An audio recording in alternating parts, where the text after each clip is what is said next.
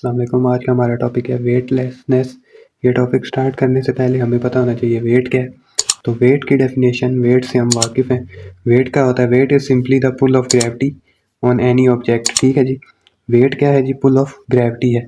Gravity जिस force से किसी ऑब्जेक्ट को अपनी तरफ अट्रैक्ट करती है, हम क्या कहते हैं जी? ये उसका वेट है।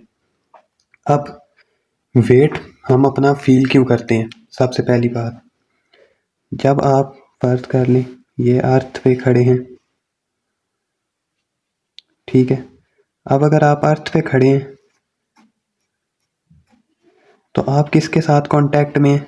अर्थ के साथ कांटेक्ट में हैं। तो आपका जो वेट है वो डाउनवर्ड एक्ट कर रहा है, और हमने Newton second law, third law में पढ़ा every action as equal but opposite reaction. तो ये अर्थ की रिएक्शन फोर्स जो होती है वो अपवर्ड होती है, ठीक है, आपकी बॉडी पे।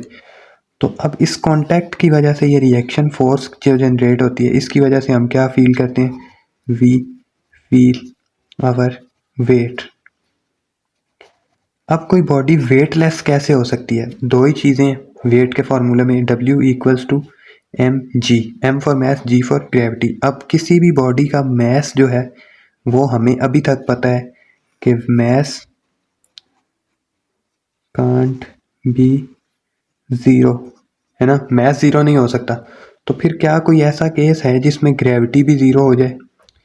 तो ऐसा केस है जब कोई बॉडी फ्री फॉल में होती है। फ्री फॉल में होती है तो ग्रेविटी तो ज़ीरो नहीं होती, लेकिन होता क्या है कि ये जो कांटेक्ट है ये क्या हो जाता है? ये ख़त्म हो जाता है। मीन्स अब अगर एक बंदा, इसको यहाँ से रिमूव करें, अब फ़र्ज़ करें कि ये बंदा यहाँ से एयर से नीचे आ रहा है और यहाँ पे ये जो है ये अर्थ है। तो इसकी जो एक्सेलरेशन है वो क्या है? ग्रेविटेशनल एक्सेलरेशन है। ग्रेविटेशनल एक्सेलरेशन है तो मीन्स ये किस में है? फ्री फॉल में है।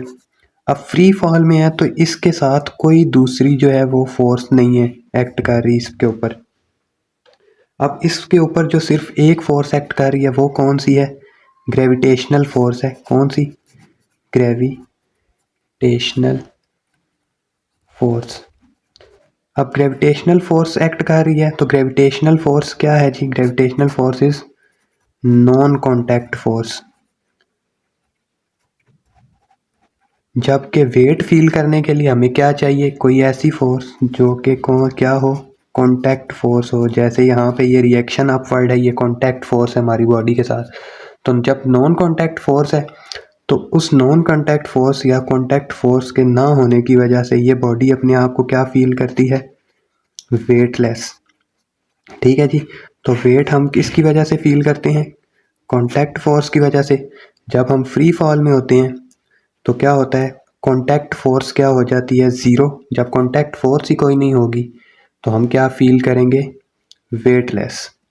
ठीक है जी। तो उम्मीद करता हूँ ये आपको कॉन्सेप्ट समझ आया होगा। ये छोटा सा कॉन्सेप्ट है। अगर आपका पेपर में इसका क्वेश्चन आ जाए, ये क्वेश्चन लिख लेते हैं। Why a body feels weightless while falling freely। ठीक है जी। फ्री फॉल में कोई भी बॉडी वेटलेस क्यों फील करती है?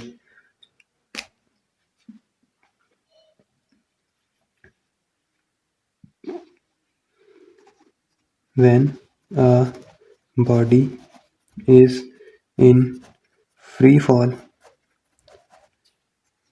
the only force which it experiences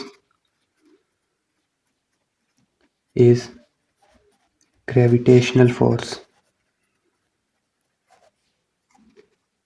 और ग्रेविटेशनल फोर्स क्या है?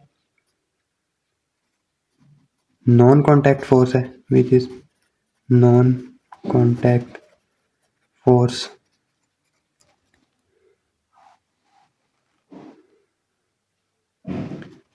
To feel the weight, weight feel करने के लिए क्या होना ज़रूरी है? Contact force is must. जबकि कॉन्टैक्ट फोर्स नहीं होती, therefore body falling freely feels weightless. ठीक है जी। तो ये अब मैंने आपको वर्डिंग में भी बता दिया, आपके पेपर में क्वेश्चन है तो आपने कैसे इसको आंसर करना है, और कॉन्सेप्ट भी बता दिया। तो उम्मीद करता हूँ आपको समझ आई होगी। नेक्स्ट लेक्चर तक के लिए अल्लाह हाफिज़।